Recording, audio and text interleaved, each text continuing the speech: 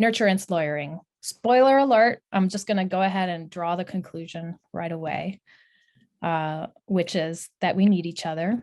And I think so much about our work as legal professionals has taught us to be like independent, self-sustaining and not rely on other people. And I know there are some people here who are not lawyers, and you may have a different profession or line of work, or maybe you just live in the same society that we all do, where we've come to be very separate from each other. And so even I'll talk a lot about lawyers and the legal profession. Hopefully you'll feel a lot of the relevance of this to your lives as human beings. So about the legal profession, one thing that motivates me to have this webinar is what we've learned about the legal profession. It's so weird. The kinds of mental health challenges that exist in the world at large, anxiety, depression, substance abuse. As soon as you cross that threshold into the legal profession, they balloon, they magnify, they multiply by 3 to 4 times. And so why are we not asking ourselves, what's wrong? What's wrong with law school? What's wrong with the legal profession? Why does everything just explode? And here are some of the numbers. 3.6 times the rate of depression. That's serious, y'all. There's something up. There's something up with lawyers. 36% of 36% of lawyers struggle with alcohol abuse. And by the way, this is continuing education for lawyers. It's mandatory that every 3 years we do an hour of what used to be called substance abuse issues. Now it's called competence issues. I'm going to talk about that word competence in a minute because I realize it's a weird word. But yeah, so something's up with the legal profession. What could it be? Well, I will just stop and say, this is kind of good news because, like, let's say you wanted to study a disease. There's, a pandemic, let's say, of a certain disease, and you want to study it, you would go to where there's an outbreak. And then you can like study it in a really concentrated way. So the legal profession what an amazing opportunity to study ourselves. And if we were to investigate and start to understand more about our own suffering as lawyers, that might give us a window into the problems of the world. And so it's kind of like a magnifying glass of the problems of the world. So yay.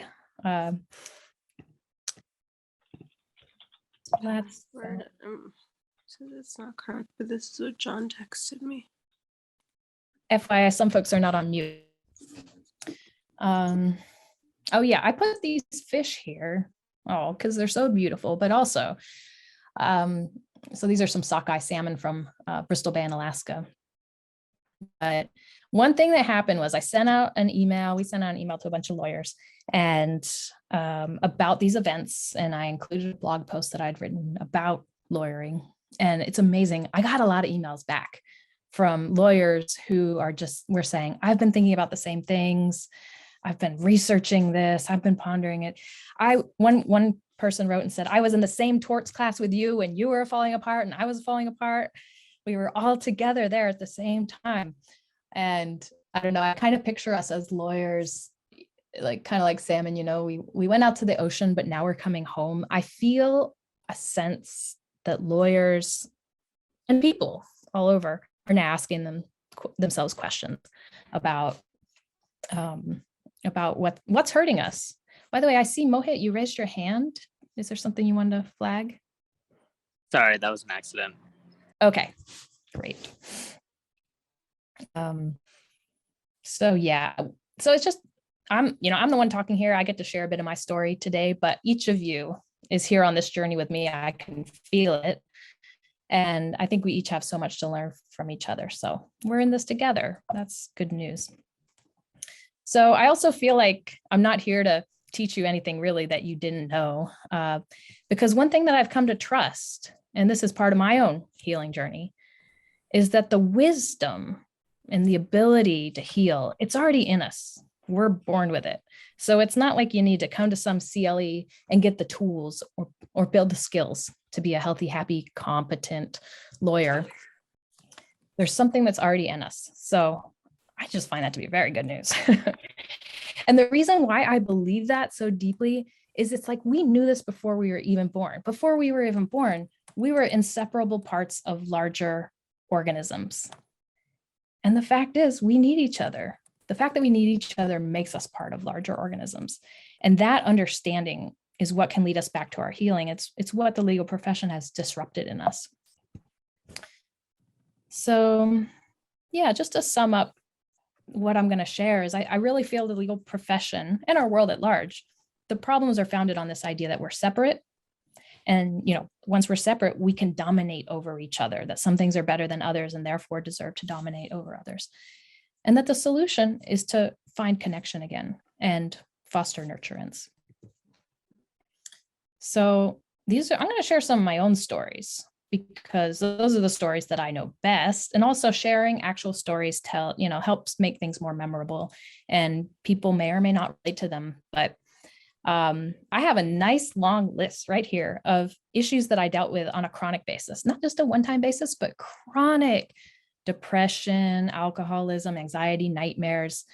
And I'm so glad that I have had all these problems, because it's kind of like if you're going to make compost, you want to put all kinds of good shit into that compost. You want manure and back guano. You want a lot of stuff to compost, and that helps new life grow. And I feel like a lot of my experiences have given me sort of opened a door to aliveness for me, because I've really kind of worked with them and composted them.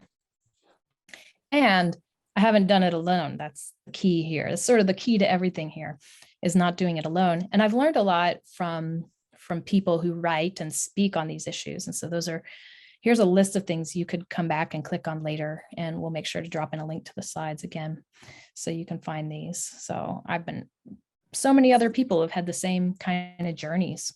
And when they share their journeys, I'm able to learn from it. And then it inspires me to share mine.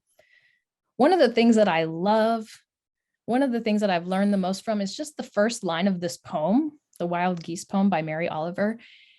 You do not have to be good.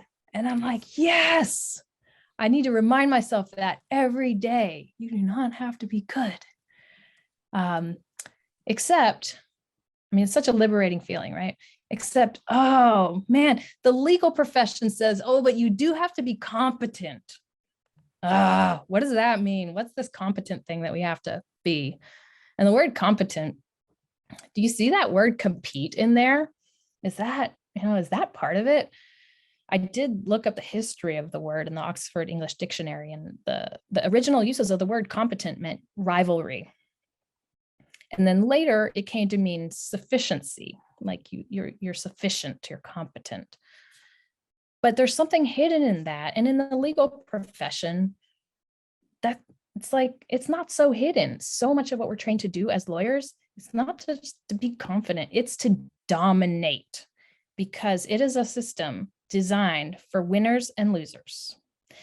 You're right or you're wrong, guilty or not guilty. And therefore, your posture and position should be to win and be knowledgeable, confident. Don't let them show your weakness. Don't show your weakness. Be perfect. Be in control of things. And so we cross that threshold into the legal profession. And all of a sudden, we're expected to kind of build ourselves up as these machines that are competent and able to compete. And so,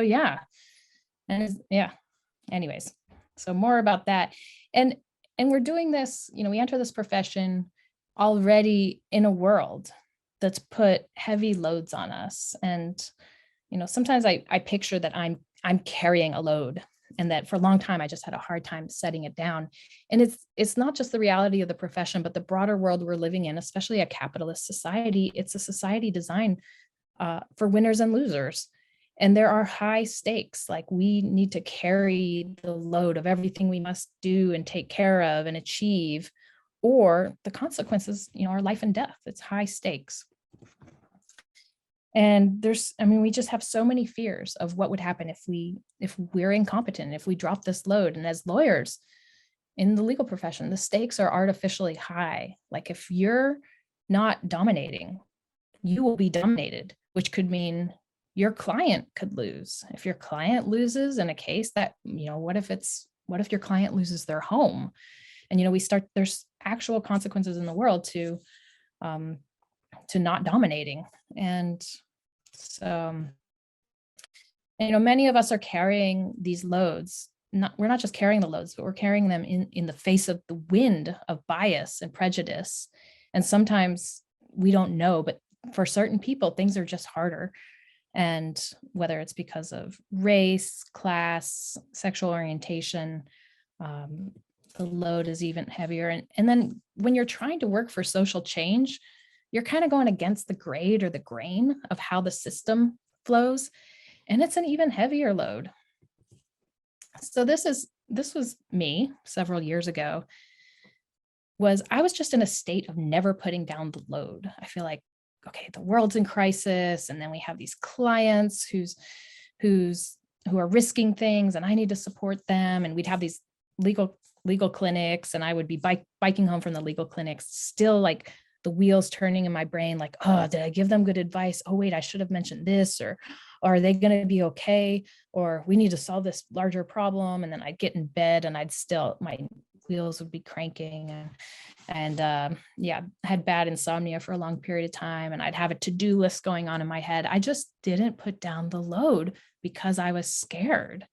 And that fear, it's painful. It's like, I was scared that I wasn't doing enough, and that somehow I wasn't enough. And so one of the ways that I dealt with that pain, the pain of the fear and the pain of feeling like I wasn't enough, was I would numb the pain. I'm going to give you the 4 ways that I have dealt with pain. Option number 1 was numbing the pain, which for a long time was with pastries. And then for another period of time was with alcohol.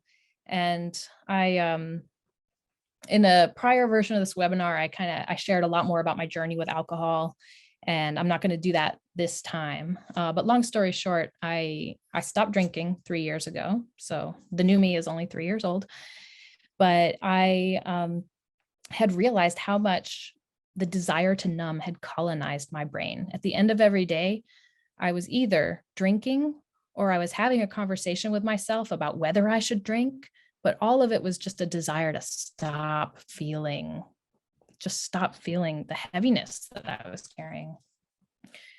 So yeah, I stopped drinking, but then there's pain. There's still pain. There's still this feeling of responsibility. And so the next set of tactics I used for the pain was to just repress the pain. And my wonderful friend who's here, Jill, gave me this book, which helped me to see that there are consequences to repressing pain. I just thought, I just stuff it away, no harm, right? But I was having a lot of chronic health issues, the worst of which was irritable bowel syndrome. And it makes sense, actually, that this head and this body, they're connected, and that we can we have an effect on each other.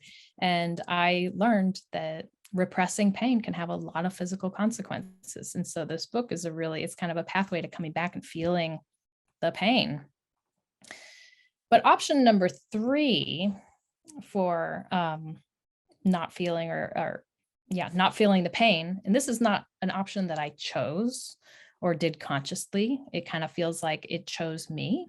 And it feels like it chose me about 4 or 5 times in my life, is depression. It's just stop feeling anything, good or bad. It's just sort of a feeling of like nothingness and a feeling that everything is pointless. And as somebody who's like done all this social justice activism and started an organization, I feel I do so because things feel very meaningful to me. And so when it comes over me, this feeling that everything is pointless, I feel like my life is pointless. Other people's lives are pointless. It's the worst feeling in the world. And honestly, I haven't really figured out a way out of it other than taking antidepressants. But I do feel that a lot of the practices that I've adopted have helped keep me out of it overall. So, yeah. But last option, now this is my favorite option because I think it's really helping me, is be there for the pain. feel the feelings. And Pema Chodron has this quote, the part of us that knows how to hurt is also the part that knows how to love. And I was like, that makes sense, because when my feelings turn off, the good and the bad both turn off. And so when they're on, they're both there. And when we feel grief, it's because we love things. And I love things. I want to feel all the feelings of fear, anger, grief that comes with being a loving person. So yeah, feelings are really powerful, because when I gave the spoiler at the very beginning, we need each other. And feelings are the glue. They are the thing that draws us toward each other and connects us with each other. And that's what's so important. To rebuild the connection, we need to be feeling our feelings. But feeling feelings, it's a project. It's like, whoa, you also have to learn a lot about yourself. And when you feel them, you start to realize some of them are rooted in things that may not be all that helpful to you anymore. That could be old traumas that are, trauma responses that are not serving you anymore. It could be rooted in lies or injustice. And so I want to share a little bit about things that I've learned about the feelings themselves. So it's not enough to just feel them. You really kind of have to investigate them and question some of them. And one of them that I've learned a lot about is shame. That's a big, hot, red word, because it's such a hot, red feeling. I just think this is one of the most insidious ones. And the writings of Brene Brown and Sonia Renee Taylor are really great when it comes to thinking about shame. And also I link there to a podcast conversation between the two of them, which is one of my favorite conversations ever. But here's how I've come to understand shame. Shame is a feeling that I am bad. Like there's something rotten in me to the core. I am broken. Contrast that with guilt or healthy remorse, which is a feeling like, oh, I did something bad, but it doesn't come with a feeling that I am bad. Because when you feel, oh, I did something bad, then you have the power to say, I can address that. I'm okay, but I'm going to do the work to, address that harm. So very different things. And when I realized like shame was showing up for me in a lot of ways, and also coming to understand how connected we are, like how contagious we are. Like if you think about if somebody walks into the room and they're grumpy and, it's like you can't help but be kind of irritated and grumpy too after a while. But if someone walks into the room and they're giggly, you just can't help yourself. At some point, you just sort of start to feel kind of good yourself. Like we are contagious. And so I was thinking about the kind of feelings that I tended to carry around of like, I'm not enough. I'm not doing enough. I'm not doing a good job. I need to be smarter, more interesting, all this stuff. It's like, oh my gosh, that's not just hurting me. That's hurting everyone around me. So I'm like, oh, I'm going to start working on this, because I do not, particularly for people where shame has been a tool of oppression and have experienced it so much. Like, I don't want to carry that around and spread that around. And it's all built on a lie about who we are and how we are. The two parts to this lie. One part is just that one being can be better and therefore dominate over the other. And I've come to realize that makes no sense, because like the universe created us and we're all made of the same elements. We're just like, how could one of us be inherently better than the other? We just are. And in order to even feel that one of us could be better than another. Oh, before I go on, just to say that the legal profession exaggerates this, because it is a system of winners and losers. And it's, competition in every aspect of the legal profession. It reinforces this idea that some people are better than others by punishing some people or harming people. So this notion that some people are better than others, or that some people are inherently bad or inferior, it's such an insidious weapon, because it helps justify everything. Like so much of the bad behavior all over the world, exploitation, imprisonment, enslavement, land theft, and capitalism has always used physical violence as a way to take from others and oppress them. But shame is like this silent weapon, because it only works if it's in us, like it gets inside of us and we feel it and we internalize it, and then it works without the physical coercion. And so sort of addressing and undoing this shame is a pathway to undoing some of this oppression. The second part of the lie is that we were ever separate from each other to begin with, that we're atomized, separate beings. Like I ate a bowl of oatmeal this morning, and there were people involved in growing that oatmeal and packaging it and processing it. Like I am reliant on those people. They are part of me. We need each other. We're all so dependent on each other, which makes us part of a larger organism. And so the legal profession just exaggerates the separateness. Everything in the legal profession, it's based on definitions. We define things. We say, this is a thing and this is a thing. This thing transacts with this other thing. Land is a thing. That's a really weird one. We can put it in boxes and call it a thing that can be sold. Human labor is a thing that can be sold. And our whole system is based on this form of separation.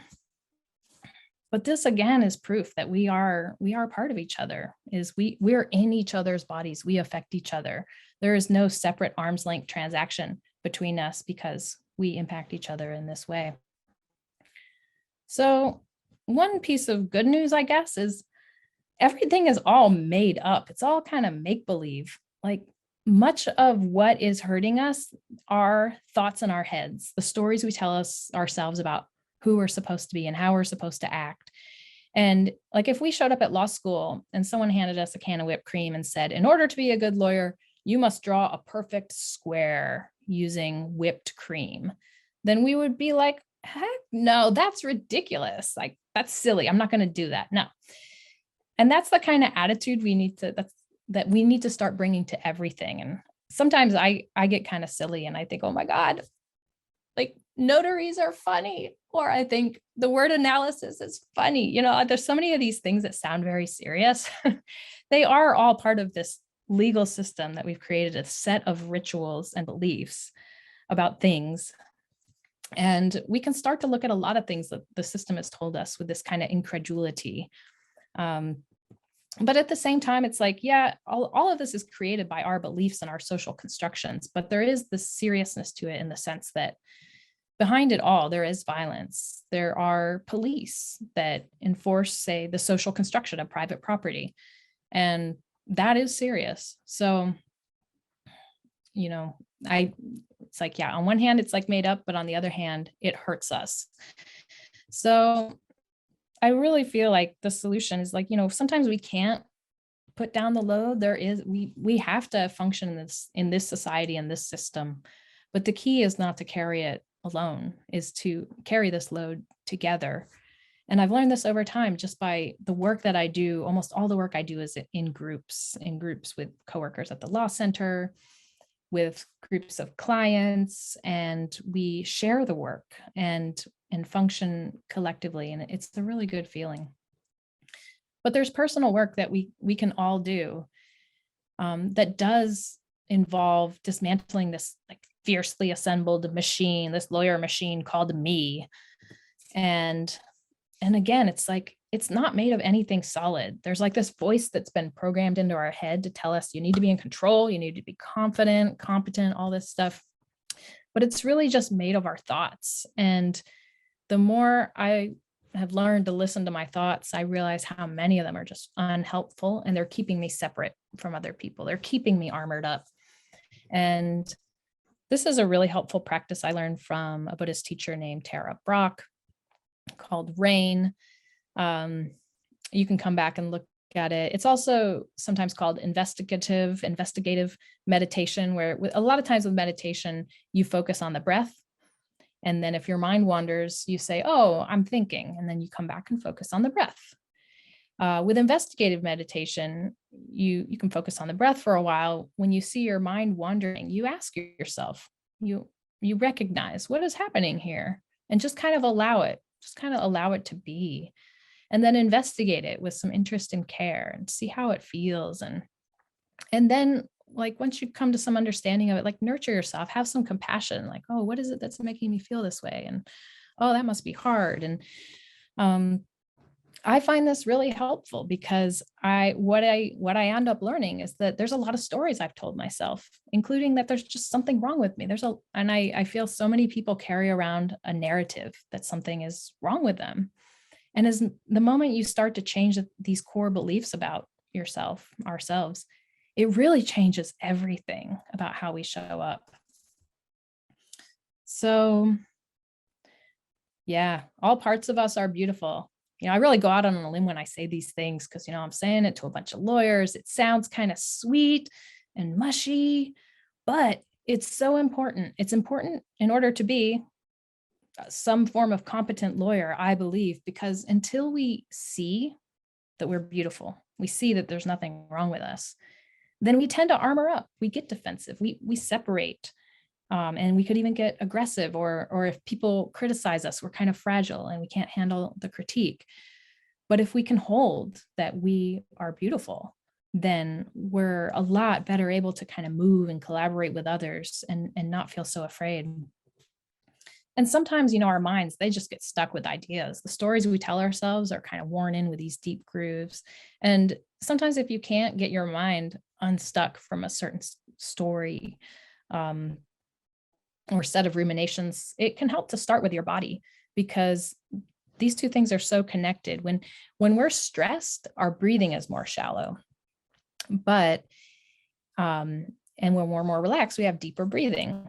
And so sometimes you can sort of reverse the situation, and by having deep breaths, you can actually calm your mind. And so it's sort of like, if you build it, they will come. If you create a relaxed body, your mind will follow. So sometimes your mind just needs the help from your body. And I've linked to a couple of resources that are supportive of this, that really focus on the body as a site of healing for some of the mental anguish we face.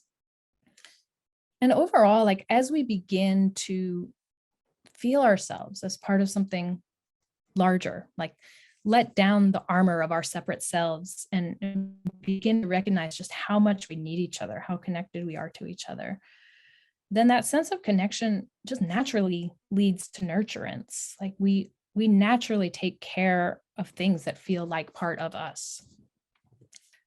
And another kind of activity or action we can take to build this sense of connection, because sometimes, it's like we just don't feel it. We don't feel it, but if you start showing up, you start asking other people for help, which is very hard. I think especially for lawyers, it's hard to ask for help because we're trained to be so competent or, competitive all by ourselves. Yeah, start asking people for help, taking care of others, just being more present with people. And sometimes, even if you don't feel like it, that it's another kind of a situation where if you build it, it will come. Like the sense of belonging will begin to flow from that. So that sense of interdependence will start to come from actively doing things with other people. And so this is the question I ask about everything I do is, does this action, does this way that I'm working with a client, does this legal document I'm writing for a client, I ask it about everything. Does it perpetuate separation and dominance? Or does it foster connection and nurturance? And it's become a really good guideline for everything that I do. And I kind of think this word competence, we just need to rethink it and de-emphasize the compete, because the compete part of it is the thing that's hurting us. So it's ironic, lawyers are supposed to be competent. We're supposed to take this competency training, this one I'm giving you right now. But the idea of competence in the legal profession is hurting us as humans. And the way it's hurting us as humans is making it hard for us to be helpful lawyers in the world. So co-opetence, I don't know, maybe we don't need to make up new words, but co-opetence in the sense of cooperating with each other, collaborating with each other, coming together, helping each other, building belonging, that's going to help us show up better for our clients, solve problems with our clients, not for our clients. And so I think that competence is really a form of, to truly be competent, at least for me, is to really lean into connection, to feeling myself a part of larger organisms than myself. And again, it's feelings that allow us to feel that. You won't, this is the Mary Oliver poem again. You know, she starts by saying, you do not have to be good. But then she goes on to say, you only have to let the soft animal of your body love what it loves. And that, I feel like it's the most powerful thing. It's the feelings inside of us that we're born knowing we're part of something bigger than ourselves. It's our feelings that lead us to connect and maintain and nurture connection. And if we feel into that, that's the most powerful thing in the world.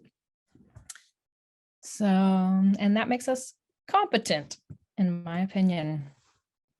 So what we'll do now is break into groups of about 3 people each, and you're going to have a chance to just hang out with others and just ask the question, what did this bring up for you? And if you want some specific questions, you could reflect, like, how do disconnection, shame, dominance show up in your work and life? Because once you start looking for it, it's everywhere. And then in that context, what has helped you? I think everybody here has found things that help them.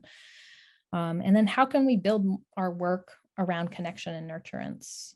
And yeah, so we'll probably take about 12 minutes in a group, let's say, and come back and then reflect in a larger group for another 15 minutes.